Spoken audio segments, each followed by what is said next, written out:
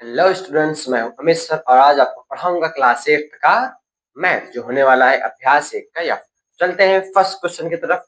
और अगर आपको वीडियो अच्छा लगे तो इसे लाइक जरूर करिएगा। ठीक, चलते हैं। पहला प्रश्न क्या है? निम्नांकित कथनों के सम्मुख सत्य या असत्य जो सही हो लिखिए। हमें एक प्रश्न दिया गया है, उसे बताना है सत्य या असत्य लिखना है। ठीक है, इसमें लगभग 7 से 8 प्रश्न है, तो मैंने पहला प्रश्न लिया है -6/7 + 6/7 परमीय संख्या नहीं है। कह रहा है जो ये है ये परमीय संख्या नहीं है। अब देखो है कि नहीं, हम चेक करेंगे। तो -6/7 + 6/7 जब हल करेंगे, हर समान है तो एक बार लिख लेंगे इसे। ठीक, अंश को वही लिख लेंगे जो अंश है -6 + 6। तो -6 और +6 प्लस माइनस माइनस 6 में 6 गए 0/7। इसका पूरा मान क्या आ जाएगा? 0। क्योंकि आपको पता होगा कि शून्य भी एक परिमेय संख्या होती है, इसलिए ये कथन क्या होगा हमारा? असत्य। क्या होगा? असत्य। ये कथन क्या होगा हमारा? असत्य। ठीक, आप ये समझे नहीं समझे? जो शून्य होती है एक परिमेय संख्या होती है, यानी कि हम 0 बटे कुछ भी लिख सकते हैं। 0/1, 0/10, 0/500 कुछ भी लिख सकते हैं। बस ये होना चाहिए कि परिमेय संख्या में p का मान कुछ भी हो पर q का मान शून्य नहीं होना चाहिए। p का मान शून्य हो सकता है पर q का मान शून्य नहीं हो सकता। ठीक, चलते प्रश्न नंबर 2 की तरफ। तो प्रश्न नंबर 2 है, ध्यान से देखो, यही वीडियो में नीचे लिख के आ रहा होगा। ठीक है, वहां से क्वेश्चन को देखते रहो। क्या दूसरा क्वेश्चन कि परिमेय संख्याओं में योग का तत्समक अवयव शून्य है। यानी कि जो भी परिमेय संख्या होती है इसका योग का तत्समक अवयव शून्य होता है कि नहीं होता है? उसका जो तत्समक अवयव है वो शून्य ही होता है। वो क्या होता है? शून्य होता है। अर्थात ये क्या होगा हमारा? सत्य। क्या होगा? सत्य। ठीक, तो देखते हैं तीसरा प्रश्न क्या होगा। ठीक है, उसका जो तत्समक अवयव शून्य ही होता है। तो तीसरा प्रश्न है कि परिमेय संख्या शून्य का योगात्मक प्रतिलोम नहीं होता। जो परिमेय संख्या शून्य का इससे योगात्मक प्रतिलोम नहीं होता, क्या हम इसका योगात्मक प्रतिलोम नहीं कर सकते हैं? इसको उल्टा नहीं कर सकते? योगात्मक प्रतिलोम होता है किस पर समझाए? अंश का हर से अंश बन जाए। क्या इसका ये नहीं कर सकते हैं? क्या इसका ये नहीं कर सकते? तो चूंकि ये कर सकते हैं तो ये क्या होगा? असत्य। क्या होगा? ये असत्य। ठीक, समझ में आया आपको? ठीक है, चलते हैं प्रश्न नंबर 4 की तरफ। प्रश्न नंबर 4 देखो, किसी ऋणात्मक परिमेय संख्या का योगात्मक प्रतिलोम एक धनात्मक परिमेय संख्या होती है। तो हाँ, होती है। देखो, ऋणात्मक परिमेय संख्या का योगात्मक प्रतिलोम, जब कोई ऋणात्मक परिमेय संख्या होगी -2/3 है, इसका योगात्मक प्रतिलोम करेंगे तो योगात्मक प्रतिलोम में माइनस का प्लस हो जाएगा, अर्थात 3/2 हो जाएगा। ये जो क्या है? परिमेय संख्या नहीं है, धनात्मक परिमेय संख्या ही नहीं है। तो इस हिसाब से ये क्या होगा? सत्य। क्या होगा? सत्य। प्रश्न नंबर जो 4 है क्या होगा? सत्य। ठीक, प्रश्न नंबर 5 देखते हैं। परिमेय संख्याओं में घटाने का तत्समक अवयव शून्य है। परिमेय संख्या किसी परिमेय संख्या में घटाने जो तत्समक अवयव है क्या वो शून्य होता है? तो चूंकि ये नहीं होता तो ये क्या होगा? असत्य। ठीक है, यानी घटाने पर तो थोड़ी है कि शून्य घटाएंगे। शून्य घटाएंगे तो संख्या हमारी वही खुद फिर मिल जाएगी, तो हमें वही संख्या नहीं लेनी है। ठीक है, प्रश्न नंबर 6 देखते हैं। परिमेय संख्याओं में गुणा का तत्समक अवयव 1 है। जब भी कोई परिमेय संख्या होती है उसमें जो गुणा का तत्समक अवयव क्या होता है? 1 ही होता है। 1 से ही हम किस संख्या में गुणा करते हैं? मान लो यहाँ पर p है, p में 1 से गुणा करते हैं, तो इस हिसाब से क्या होगा हमारा प्रश्न? ये होगा सत्य। ठीक है, 7वां प्रश्न देखो क्या कहता है। एक ऋणात्मक परिमेय संख्या का गुणात्मक प्रतिलोम एक ऋणात्मक परिमेय संख्या होती है।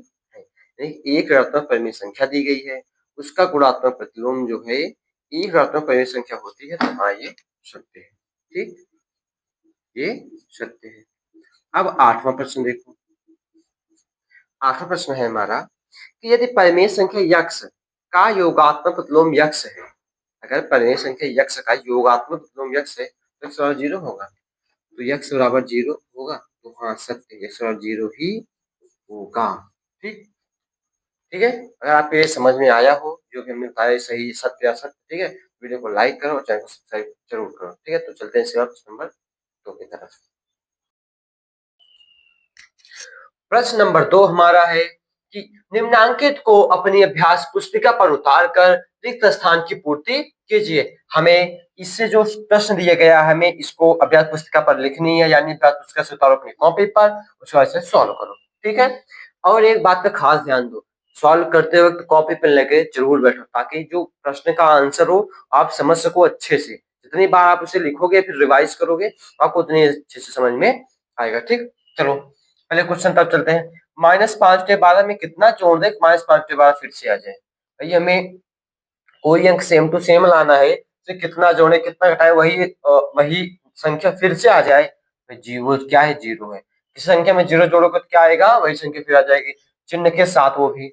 अब यहाँ पर देखो जैसे -4/5 में क्या घटाएं, जीरो हो जाए। ये -4/5 है, अगर माइनस और प्लस कर दें तो जीरो हो जाएगा। माइनस और प्लस कर दें तभी तो जीरो होगा, फिर 4 में से 4 जाएंगे तभी तो जीरो बनेंगे। तो क्या करना होगा इसके लिए हमें, ये माइनस है ठीक है, यहाँ पर एक और ले लो, -4/5 कर दो। ठीक, तब ये माइनस प्लस हो जाएगा, 4 -4 + 4, 4 में से 4 गया, जीरो हो जाए। 0/5 मतलब जीरो आंसर। ठीक, अब ये वाला देखो, 1/-2 घाते इनवर्स, ठीक, बराबर क्या है, भरना है। जब घात 1 में माइनस हो, इस संख्या को उलट दो, घात प्लस में हो जाएगी। यानी जब संख्या को पलटोगे तो -2 ऊपर चला जाएगा, बटे 1 नीचे आ जाएगी, घात क्या हो जाएगी, 1 हो जाएगा। जब घात 1 हो जाएगी, एक घात मतलब कुछ नहीं होता है, तो 2/1 का मतलब क्या होता है, -2। -2 हट जाएगा, 1 भी हट जाएगा, घात भी हट जाएगी। बटे 1 का मतलब हर संख्या में घात हो तो उसको कोई मतलब ही नहीं है। घात 1 है तो घात 1 का भी कोई मतलब नहीं, क्योंकि जिस संख्या घात 1 होती है संख्या में वही दोबारा मिलती है। तो -2 यहाँ पर -2 कर देंगे। ठीक, बहुत आसान क्वेश्चन है। चलिए क्वेश्चन नंबर 4 की तरफ।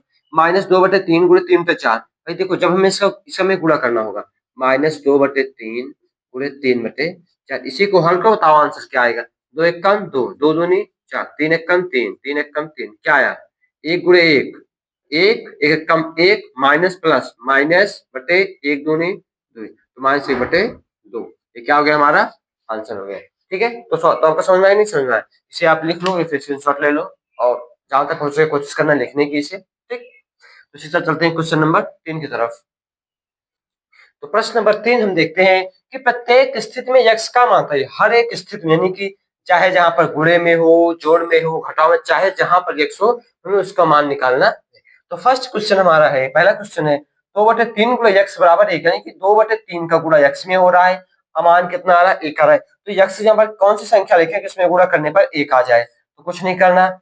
जब भी ऐसा आए, देखो दो पक्ष मतलब बराबर के पहले का बाएं पक्ष, बराबर के बाद वाला दाएं पक्ष, जैसे भी मान लो बराबर पर आप खड़े हो, दाहिने तरफ आपके 1 है, बाएं तरफ आपकी ये संख्या है, तो दाहिने वाला दायां पक्ष, बाएं वाला बायां पक्ष।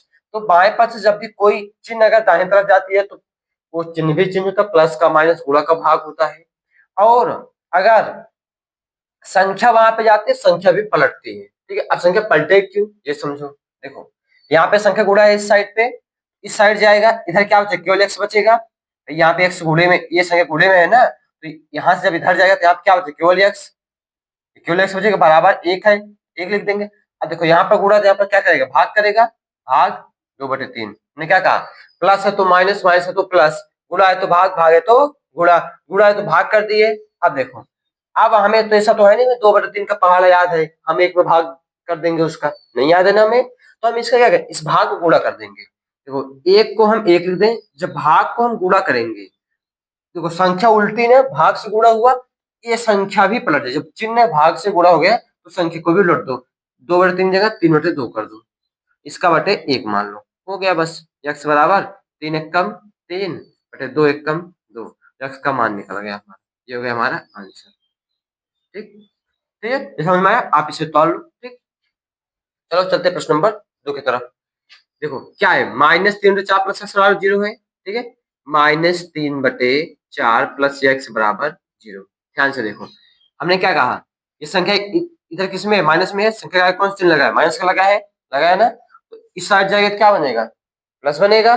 जाहिर सी बात है, माइनस है तो प्लस, प्लस है तो माइनस, इधर क्या बचेगा, यक्स बराबर 0, ये माइनस है तो प्लस 3/4, यही होगा ना भाई। 0 में कुछ भी जोड़ो या घटाओ संख्या वही आनी है, तो यक्स बराबर 3/4, लेकिन अगर गुणा और भाग करेंगे तो केवल 0 आएगा, जोड़ेंगे घटाएंगे तो वही संख्या पुनः प्राप्त हो जाएगी, ये होगा इसका आंसर।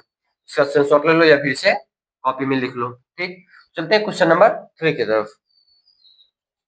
तो प्रश्न नंबर 3 हमारा, यक्स गुणे -5/4 बराबर 1।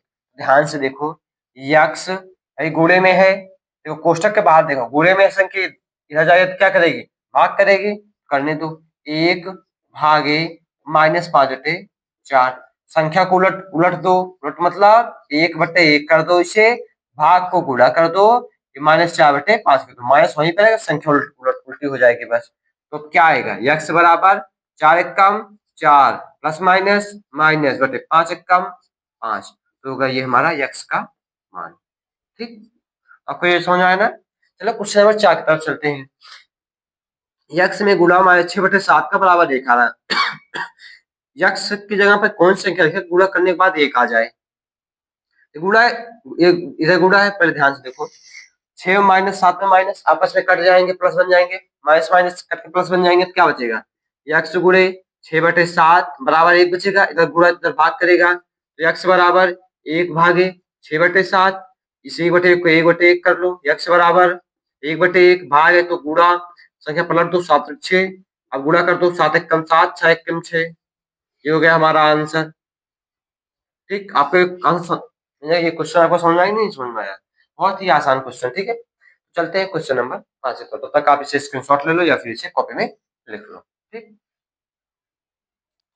प्रश्न नंबर 5 है, -5/4 गुणे -4/5 बराबर x, यानी कि इसको हल को देखो, यहाँ पर आंसर क्या आता है वही x का मान हो जाएगा, तो हल कर दो भाई। देखो -5/4 है गुणे -4/5 है। ठीक, तो 4 एकम 4 4 एकम 4 5 एकम 5 5 एकम 5, माइनस माइनस प्लस हो जाएगा, 1 एकम 1 बटे 1 एकम 1, ये माइनस माइनस प्लस हो गया है, यानी कि 1/1 का मान क्या होता है, मतलब एक ही मान लो, जिसका हर एक है उसको हटा दो, तो हर संख्या में विद्यमान होता है, तो x का मान क्या जाएगा, x बराबर 1, x का मान क्या जाएगा 1 आ जाएगा। ठीक, ये बहुत ही आसान क्वेश्चन था। ऐसे क्वेश्चन नंबर 6 है, तो क्या है, -7/6 प्लस 7/6 बराबर x, दोनों का हर बराबर है, एक बार लिख लेंगे, इसको इस तरह से उतार लेंगे, -7 + 7 बराबर x, x क्या समझ लो, इसे में हल ही करना। ठीक है, या फिर बराबर एक्स ही लगा, चलो ठीक, तो माइनस प्लस माइनस 7 में 7 गए 0 बटे 6 बराबर यक्स, जिसका अंश ही 0 है तो हर से भाग देने पर 0 ही प्राप्त होगा, यानी कि x का मान क्या आ गया 0, x का मान क्या आया 0 आ गया, तो गया इसका भी आंसर। आई होप आपको क्वेश्चन समझ में आया होगा, बहुत ही आसान सा क्वेश्चन था ये। ठीक है, इसे आप अपने कॉपी में नोट कर लो, इसके बाद चलते हैं क्वेश्चन नंबर 4। ठीक, प्रश्न नंबर 4 देखो, निम्नांकित परिमेय संख्याओं के योगात्मक प्रतिलोम बताइए। योगात्मक प्रतिलोम का मतलब होता है कि हमें किसी भी संख्या में -1 से गुणा करना है, जो भी संख्या दी गई है हमें सिर्फ और सिर्फ उसमें -1 से गुणा करना है, जो भी गुणा करने के बाद आंसर आएगा वो हमारा क्या होगा, फाइनल आंसर। ठीक है, चलो देखते हैं। 1/2 है, पहला क्वेश्चन 1/2 है, 1/2 में गुणे किससे करेंगे, -1 से, तो क्या आंसर आएगा, 1 एकम 1 प्लस माइनस माइनस बटे, ये होगा इसका आंसर। -3/8 क्या होगा, -3/8 में क्या करेंगे, गुणे -1 से करेंगे, क्या आएगा, माइनस माइनस प्लस, 3 एकम 3 बटे 8, जीरो में किसी से भी गुणा कर दो, जीरो में जीरो तो ना तो प्लस ना तो एक, मान लो जीरो में कर दो गुणा -1 का, तो ये तो होगा नहीं कि जीरो जीरो का नाम जीरो, प्लस माइनस माइनस, कभी भी शून्य ऋणात्मक होता है, शून्य उदासीन है, न धन न तो ऋण, कुछ नहीं होता है। ठीक, तो यहाँ से इसको हटा देंगे। ठीक, अब देखो -4/-7 में जब गुणे हम -1 से करेंगे तो क्या आंसर आएगा, माइनस माइनस प्लस, देखो इसको ऊपर ना नीचे देख लो, माइनस माइनस से इस माइनस को काट दो, 4 एकम 4 आगे -4/7 माइनस प्लस माइनस। ठीक, इस तरह से। ठीक है, ये हमारे हो गए सारे आंसर। ठीक, ये क्या हो गए हमारे आंसर प्रश्न नंबर 4 के। ठीक है, बहुत योगात्मक तत्वों का मतलब ये होता है -1 से गुणा कर दो, आपको जो आंसर आता है वो आपका आंसर ही होगा। ठीक, तो चलते हैं प्रश्न नंबर 5 की तरफ, तब तक आप इसको लिख लो अपनी कॉपी में। तो प्रश्न नंबर 5 है, प्रश्न नंबर 5 है हमारा, निम्नांकित परिमेय संख्याओं में गुणात्मक प्रतिलोम बताओ। गुणात्मक प्रतिलोम का मतलब होता है एक उस संख्या को उल्टा कर दो, सिंपल संख्या को उल्टा कर, 13 8/13 तो इसे 13/8 लिखो, माइनस तो 6/9 है, इसे उल्टा करो, माइनस को वहीं रहने दो, बस संख्या को उल्टा कर दो, 19/6 लग जाएगा माइनस, ये क्या है, इस माइनस को भी यहीं रहने दो, क्या क्या है, 17/16 है, तो 16/17 लगा दो नीचे माइनस, ये हो गया इसका आंसर।